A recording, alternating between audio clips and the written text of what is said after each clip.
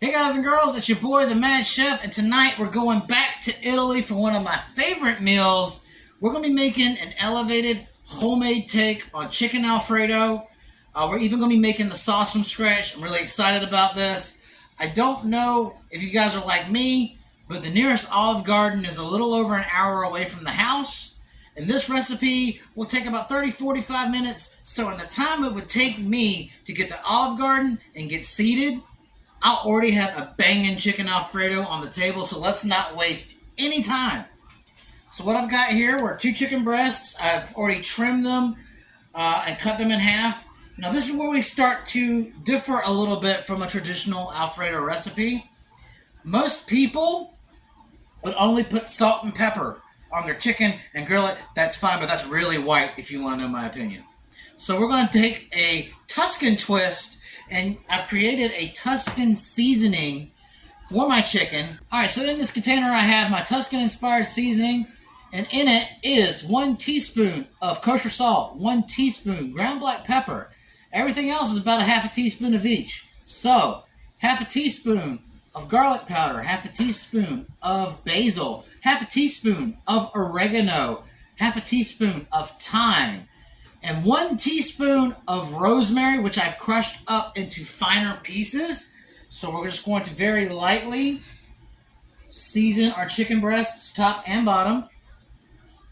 The reason why I say lightly is if we put too much of this dry powder seasoning on our chicken breast, it's going to dry out in the oven. It's not going to turn out as juicy as like the Mediterranean chicken that I made earlier. If you haven't checked out that video, I've got a card floating around here somewhere. The reason why we were able to put on so much seasoning on the Mediterranean chicken and it was still juicy is because we had the element of the lemon not only tenderizing the chicken and adding flavor, but it was keeping it moist as well. When you don't have a liquid agent like that, you're going to tend to dry out your chicken breasts. And chicken breasts are hard to keep moist as is, so less is more in this aspect.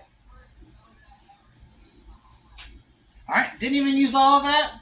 So now that this is done, we're going to place it on our baking sheet and put it in the oven on 425 for 25 minutes. Next step is to wash up and get started with the sauce. Alright, so we're at the stove now, and I've got my pots warming up. I've got my fettuccine noodle water going.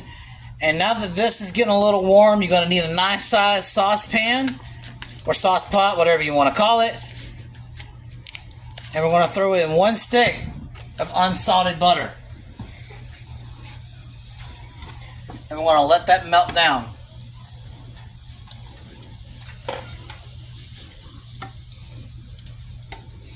I usually give it a good swirl like this. Keeps it from browning or burning. Also, it doesn't hurt to keep it off the heat a little bit because you do not want your butter to brown.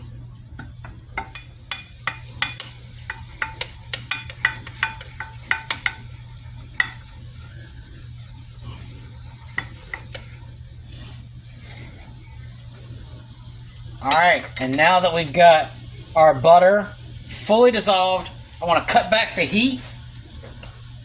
And to this we're going to add 3 tablespoons of minced garlic and a half a teaspoon of red chili flakes. That's going right in.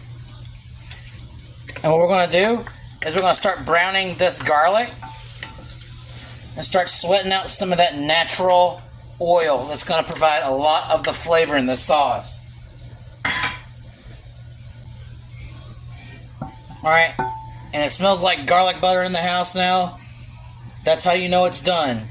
You don't want any of your little pepper seeds, your pepper flakes to turn black. You don't want the butter to turn the dark color either. Now we're going to add 3 cups of heavy whipping cream. Not milk, not half and half, but heavy whipping cream. You need the real deal for this Alfredo sauce.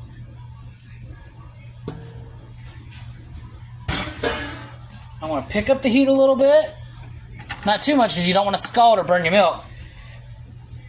And now we start whisking this. You have to continually stir. You've got to beat this sauce like it owes you money, which is why the sauce takes so long. This is not something you can really weeknight gourmet because of how much elbow work is put into the sauce. Traditional Alfredo, you have to keep it moving. So that's what we're going to do. We're going to keep this sauce moving until we start to feel resistance against our whisk as it starts to thicken up. Once you start feeling that pull, it's time to go to the next step. Okay, we've been stirring for a few minutes and now we are at a boil. So you don't want your milk product to spill over the side. So now this is the point where we add in our black pepper. And this is where things are about to start changing. So I've got 2 teaspoons of black pepper. Once your cream sauce starts to boil, it is time to really get in there and crank up the whisking. This is where it's going to start thickening up. And the thickening process shouldn't take too long. What you're trying to do is you're trying to get the sauce to a hot enough point, the milk to a hot enough point, to where it's going to melt your Parmesan cheese.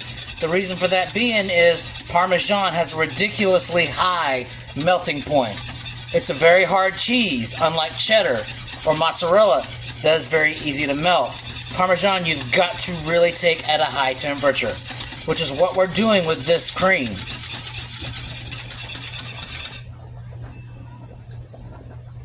And we're just going to let this reduce down a little bit. I'm kind of pulling it half off the heat, as you see here. Super important not to burn this, because that is super, super easy to do.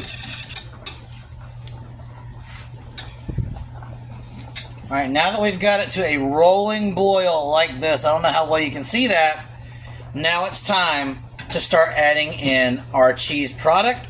We've reduced it down a little bit. But once your sauce starts to look like this and you got those rolling bubbles, it's time to start adding in the cheese. So what I have here is 3 cups of Parmesan. It's 1.5 cups of 4C home-style Parm and 1.5 of Parm and Romano 4C. As you can tell, this is not dust. If your Parmesan looks like white powder, like cocaine, if you could snort a line of it, it's not real cheese. So this is just some real shredded 4C. If it looks like powder, then it's not cheese. I cannot stress this enough. And now we're going to continue beating the crap out of this sauce, because it's going to get thick quick. Alright, you see how the Parmesan is sticking to my whisk? You're going to need to continue stirring all of that until that Parmesan loosens up, which is why it's so critical to keep this cream as hot as possible.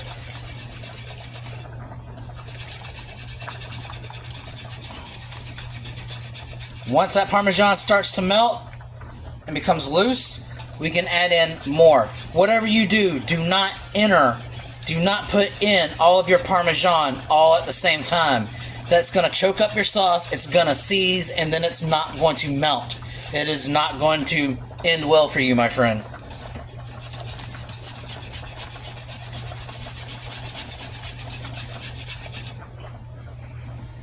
Alright, that's pretty stringy. So now it's time to enter in some more.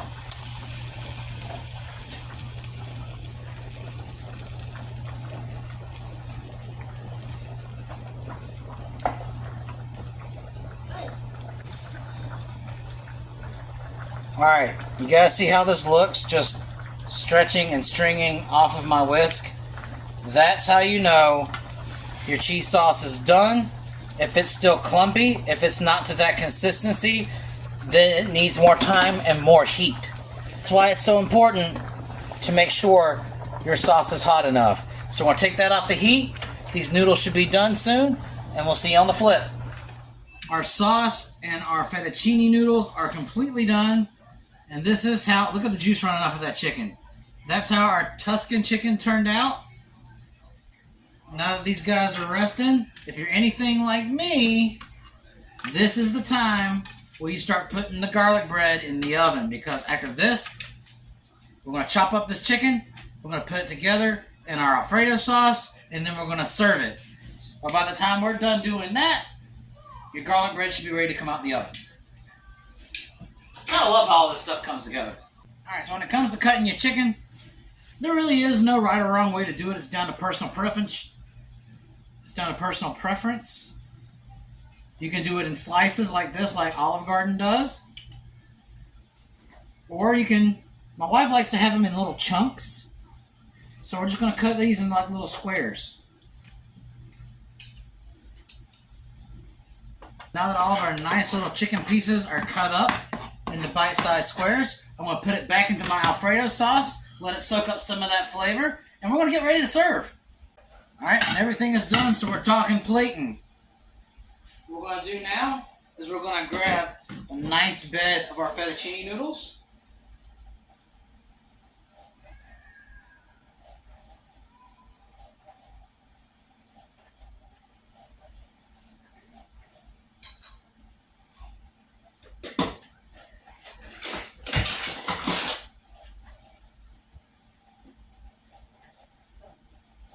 And then give it a generous dip of our creamy chicken Alfredo, which you have here. Grab yourself a piece of garlic bread. We ain't done yet, though. Y'all know what's coming next. We're going to hit this sucker up over the top with some parsley. Only thing left to do is try it. This is really hot.